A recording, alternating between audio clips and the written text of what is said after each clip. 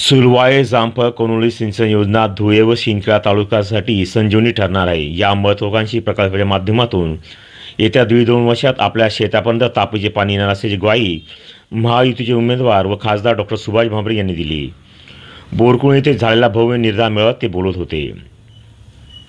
बोरी परिसर रिसॉर्टला झालेल्या निर्धार मेळाव्यात धुळे लोकसभा मतदारसंघाचे महायुतीचे उमेदवार खासदार डॉक्टर सुभाष भामरे, माजी आमदार राजवर्धन कदम मांडे, जिल्हा परिषद अध्यक्षा धरतीताई देवरे, उद्योग आघाडी प्रदेश उपाध्यक्ष उत्कर्ष पाटील, इंदुबाई भदाने प्रदेशांचे सर्व रावण नाटू भदाने, भाजपाचे प्रवक्ते संजय शर्मा, भाजपा जिल्हा उपाध्यक्ष प्राध्यापक अरविंद जाधव, भाऊसाहेब देसले, भाजपचे सरचिटणीस मेळाव्याचे आयोजक बाळासाहेब भदाने, अनिल कांकरिया, अशोक सुडके, भाजपा तालुका अध्यक्ष देवेंद्र पाटील, जिल्हा परिषद सदस्य राम भदाने, अनिता भदाने, प्रभाकर पाटील, संग्राम पाटील, आशुतोष पाटील, बोरकुड सरपंच सुनीता भदाने, माजी पंचायत समिती सभापती विजय पाटील, पंचायत समिती उपसभापती विद्याधर पाटील, बेड सरपंच रावसाहेब गिरासे, तालुका चिटणीस दिग्विजय गाळणकर, शरद पाटील, आनंदा आबा पाटील, डॉक्टर राजेंद्र भदाने, नवल राजपूत, जितू जैन बंब, पंचायत समिती सदस्य बाबाई देस्ते, डॉक्टर दिनेश माई, हरीश शेला, नारायणसिंग जमादार, कल्याणसिंग राजपूत, बेडाई सरपंच राजू पटेल आदी उपस्थित होते।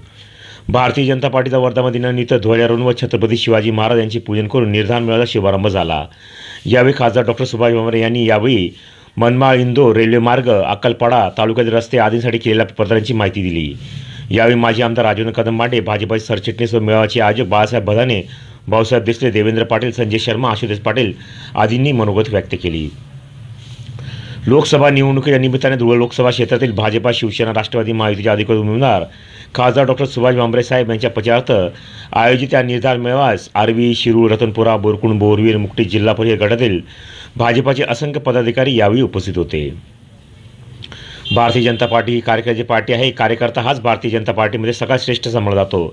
यावेळी माननीय पंतप्रधान यांना पुन्हा देशाची जबाबदारी देण्यासाठी फिर एक बार मोदी सरकार अब की बार 400 पारचे नारे देऊन कार्यकर्त्यांनी उत्साहाने पक्षनिष्ठेने जोमाने निवडणूकमध्ये भारतीय जनता पार्टीचा व महायुतीचे उमेदवार खासदार डॉक्टर सुभाष भामरे यांना प्रचंड मताधिक्याने निवडून आणण्याचा संकल्प यावेळी केला। या मेळाव्याचे प्रास्ताविक भाजपा सरचिटणीस बाळासाहेब भदाने यांनी केले तर सूत्रसंचालन जितू जैन यांनी केले। आभार देवेंद्र पाटील यांनी मानले।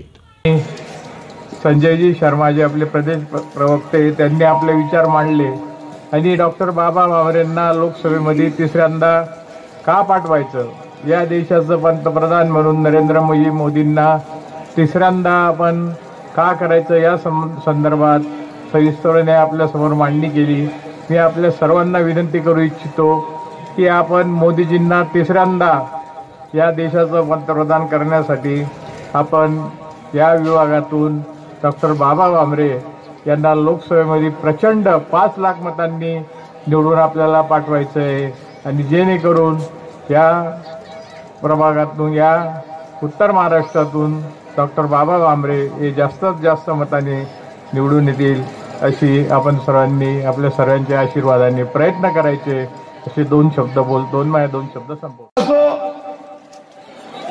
त्याच्या आधी रेश्मा भोळे असो, बापू सवरे असो, रामदासजी गावित, प्रतापराव सोनवणे या सगळ्या खासदारांपेक्षा कर्तृत्वाचं जबरदस्त एक विक्रम करणारे खासदार जर कोणी असतील तर ते धुळे लोकसभेचे आपले आवडते खासदार डॉक्टर सुभाष बाबा भामरे।